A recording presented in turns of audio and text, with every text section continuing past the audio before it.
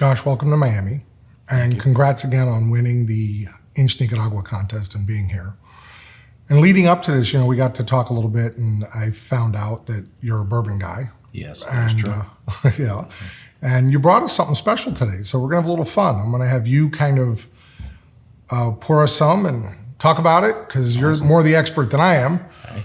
And then we're going to pair a cigar, one of our cigars, with it. And I'll do the picking on that. So, all right, sounds good. Tell me about the bourbon.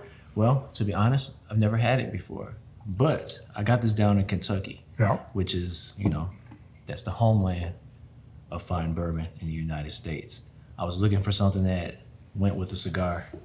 This label has like the curing of tobacco on it. It also has an Amburana cask, which is like a rare South American wood. It's supposed to be known for having like a sweetness, but a little bit of heat. Yeah. So I thought, hey, why not bring it? For bold cigars here at EP Carrillo. So I'll do you the honors. Thank you.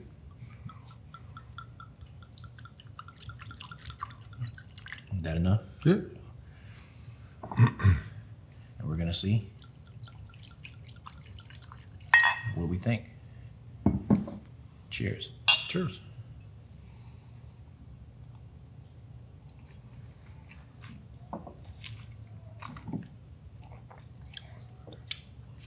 So this is cask strength, 113.64 proof. This has a nice, to me, just off top, almost tastes like a honey type of sweetness behind it. 113 is not high proof in my world. Like 120 and above is high proof to me. I know you're more of a Scotch guy. I am, yeah. So what do you think of it so far? No, I agree. It's got a heat to it, but it's got a real nice sweet, like honey, almost sugar caney kind of feel to it. Yes. Like almost feels a little bit like it might have had a rum finish, like a South American rum barrel finish to it. I'm wondering if that wood is similar to that. Well, I'm gonna read the back. And the little bit I know about Amburana, you are correct. It comes from South America. Yeah. There's a spirit called cachaça or something like Cachaça? that. Cachaça. Yeah. So you know better than me. I think I've seen it in the rum aisle next to it. I don't think it's technically a rum. No, it's but not. I think it can be like in the same family, like bourbon and rye. Like this is a rye whiskey. Correct. Yeah, I just saw that. Exactly. So, I mean, that's what I'm getting out of the same thing. It is similar to a rum with more spice and more heat than your typical rum. It's interesting. I'm thinking about our cigars here. We have the Perez Carrillo line sitting here. Mm-hmm.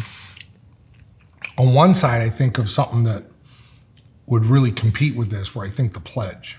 But on the other side, I love that heat dies down real quick. Yeah, it does. It's not like a lot of high proof bourbons where that heat just lingers and lingers and lingers, and you need to fight it with a good cigar. Yes. I'm almost wondering how Allegiance would taste with this. Okay. So I'm going to go out on a limb and let's try Allegiance with it. So I'm going to give you that one for you. Awesome. I'm going to take this one. I'm going to light it up. Let's see how it smokes with it. I just think that the balance in this cigar with the spice that it has will marry well with this. And the sweetness is going to bring out some real nice parts of this cigar specifically.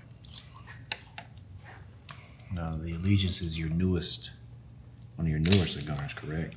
Yes. And Allegiance was a cigar that Ernesto blended using Oliva tobaccos, but it's made for us at the Oliva factory in Nicaragua.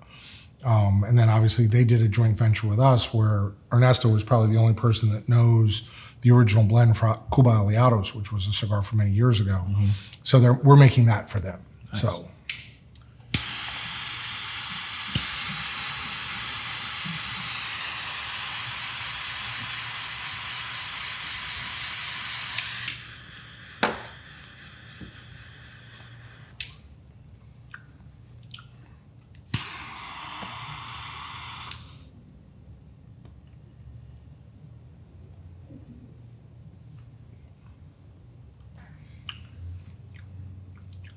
It's interesting.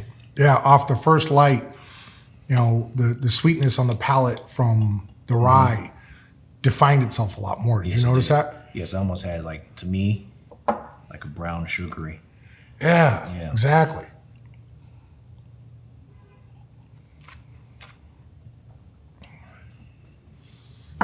And it's interesting that the cigar softens the heat.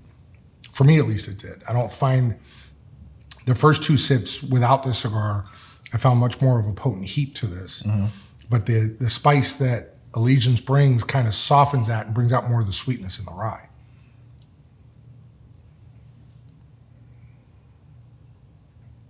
I can go with that.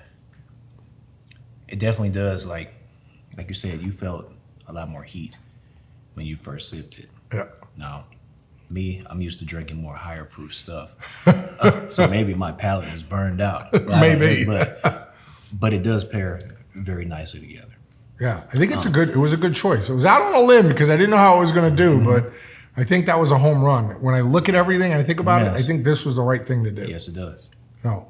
Like marriage. They're going very well together. The sweetness of this, like I said, I got like baking spices. No, that's a characteristic of rye whiskeys and also bourbon whiskeys as well. It didn't necessarily tame it down, but actually tamed down the finish, which was not really long in the first place. But like I can feel like my palate still having the salivation from this, and then mixed with the spices of this cigar. It's almost like a toasted bread with, like, you know how you have like toppings, like the brown sugar butter. I don't know if you ever had anything like that, but it has almost like a succulent or savory type of flavor with mine. That's what I'm getting out of it. Yeah, I totally agree. You know, they're not. The interesting thing is that the two items aren't competing. You know, the biggest challenge, I think, and you've smoked for a long time, and you obviously have been drinking bourbon. You know, I think the biggest challenge is a lot of people try to have one compete with the other. And I think you said it best that marriage of the two is what a true pairing is about. Yes. They should support each other. You know, and yeah, you might take a little from one or a little from the other, depending on what it is, but they go well together. You know, and I think this goes really well together. Yes, the two go really well. And I really appreciate you bringing that for us to try here. That's a special bottle, and I'll have to keep an eye out for it if I could ever find it, because it's not being a huge bourbon guy. It's one that I would definitely drink. I like the way it tastes. So. Awesome. Good. Glad I made the right pick. I didn't want to go too high on the proof. Wanted to keep it at one between 100 and 115. I didn't want to like knock anybody's socks off. Right. And like I said, I had never tried it before. Right. So I'm glad I got it. I'm glad we tried it together. And, you know, cigars, whiskey, about sharing it in good company. I think I'm in good company. Absolutely. Very important. Yes. So cheers to that. Cheers. Thanks for being here. Thank you for having me.